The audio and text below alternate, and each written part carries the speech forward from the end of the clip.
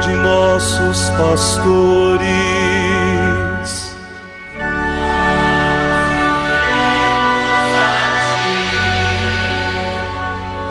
Professando todos uma só fé,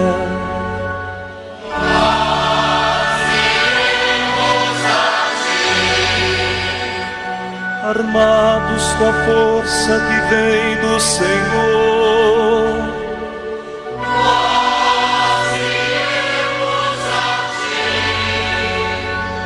sob o impulso do Espírito. Hoje, meu irmão, minha irmã, nessa quinta-feira da 15ª semana do tempo comum, quando a igreja celebra também a festa de Nossa Senhora do Carmo, temos essa palavra que a igreja nos dirige, que é tirada dos sermões de São Leão Magno, Papa. São Leão Magno viveu no século V da nossa era cristã e traz para nós hoje esse belíssimo texto que fala de Maria e que a liturgia das horas traz para ele o seguinte título: Maria concebeu primeiro em seu espírito e depois em seu corpo. Ouçamos então, com bastante piedade, com bastante atenção, esse texto da tradição da igreja, de São Leão Magno, Papa, que hoje vem para nós como uma catequese, como um ensinamento, para estarmos ainda mais firmes na fé e no caminho da vida. Uma virgem da descendência real de Davi foi escolhida para a sagrada maternidade. Iria conceber um filho, Deus e homem, primeiro em seu espírito e depois em seu corpo. E para evitar que, desconhecendo o desígnio de Deus, ela se perturbasse perante efeitos tão inesperados, ficou sabendo no colóquio com o anjo que era a obra do Espírito Santo, o que nela se realizaria. Maria, pois, acreditou que, estando para ser em breve mãe de Deus, sua pureza não sofreria dano algum. Como duvidaria dessa concepção tão original, aquela a quem é prometida a eficácia do poder do Altíssimo? A sua fé e confiança são ainda confirmadas pelo testemunho de um milagre anterior, a inesperada fecundidade de Isabel. De fato, quem tornou uma estéril capaz de conceber, pode também fazer com que uma virgem conceba. Portanto, a palavra de Deus, que é Deus, o Filho de Deus, que no princípio estava com Deus, por quem tudo foi feito, e sem ela nada se fez, a fim de libertar o homem da morte eterna, se fez homem. Desceu para assumir a nossa humildade, sem diminuir a sua majestade, permanecendo o que era e assumindo o que não era. Uniu a verdadeira condição de escravo à condição segundo a qual ele é igual a Deus. Realizou assim entre as duas naturezas uma aliança tão admirável que nem a inferior foi absorvida por esta glorificação, nem a superior foi diminuída por esta elevação.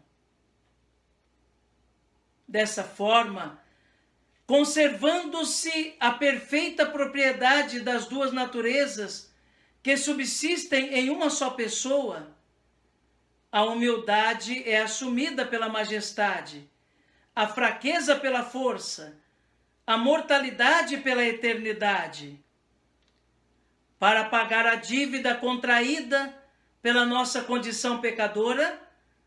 A natureza invulnerável uniu-se à natureza passível, e a realidade de verdadeiro Deus e verdadeiro homem associa-se na única pessoa do Senhor. Por conseguinte, aquele que é um só, mediador entre Deus e os homens, como exigia a nossa salvação, morreu segundo a natureza humana e ressuscitou segundo a natureza divina. Com razão, pois, o nascimento do Salvador conservou intacta a integridade virginal de sua mãe.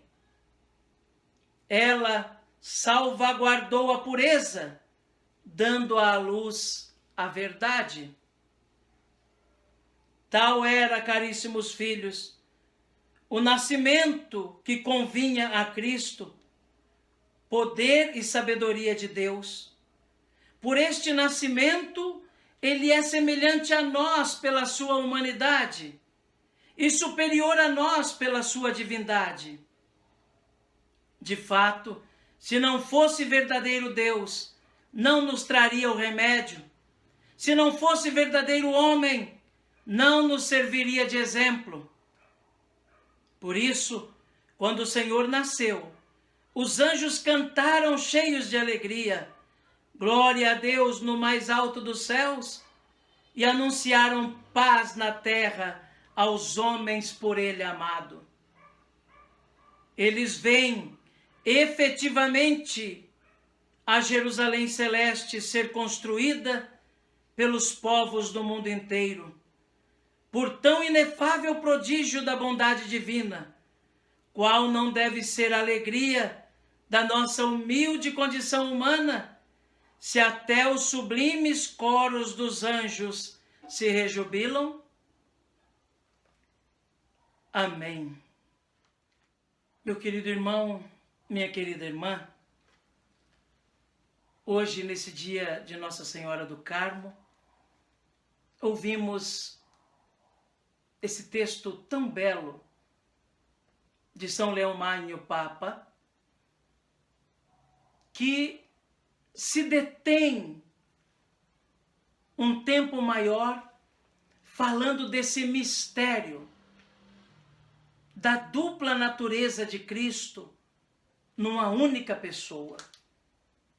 Ele é Deus verdadeiro, de Deus verdadeiro, como lembra o credo niceno-constantinopolitano, é gerado, não criado.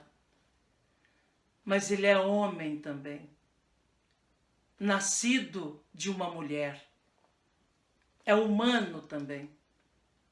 A mesma pessoa, não são duas pessoas, uma única pessoa, a do Verbo encarnado, que é divina e humana. Como divino, nos traz o remédio que nos salva. Como humano, nos serve de exemplo para sabermos como um homem de verdade deve viver. Aliás, nós ouvimos na palavra de Deus que Jesus é igual a nós em tudo, menos no pecado.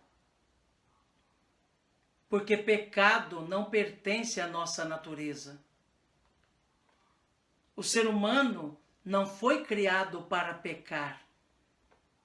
Ao contrário, o pecado despersonaliza, nos torna menos gente.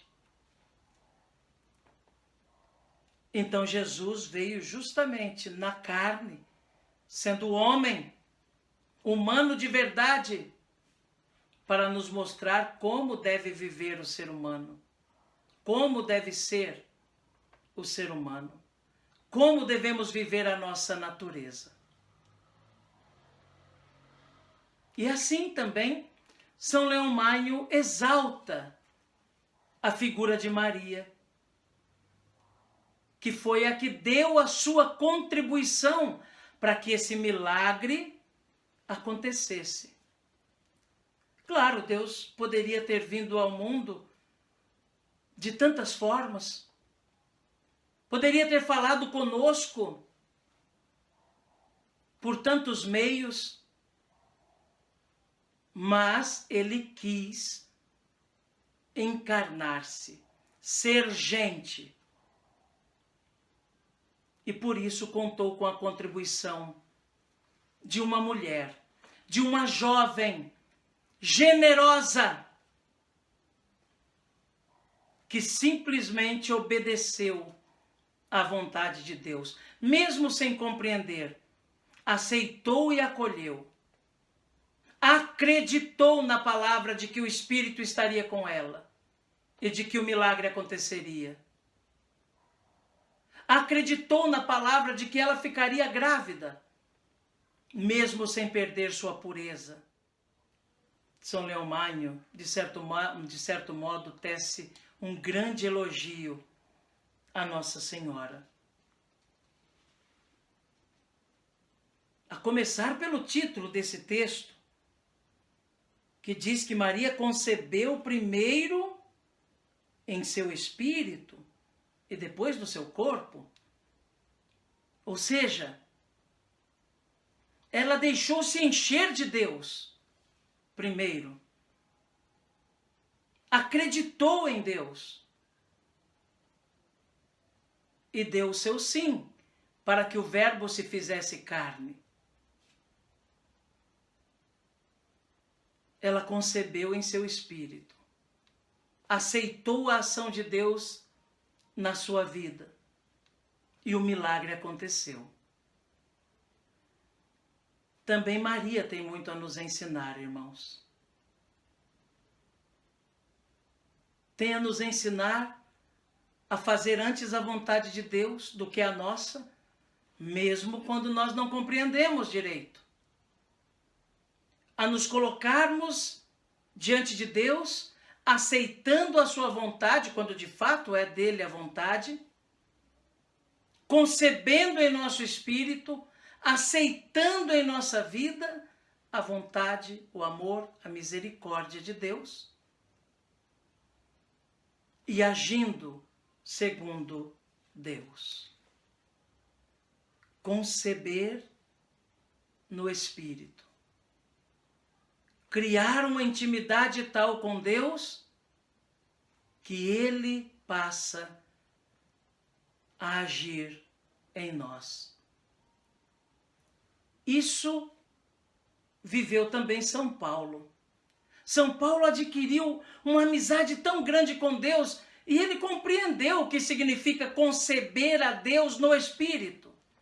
A ponto de chegar um momento que São Paulo diz assim: olha, eu vivo, mas já não sou eu, é Cristo que vive em mim.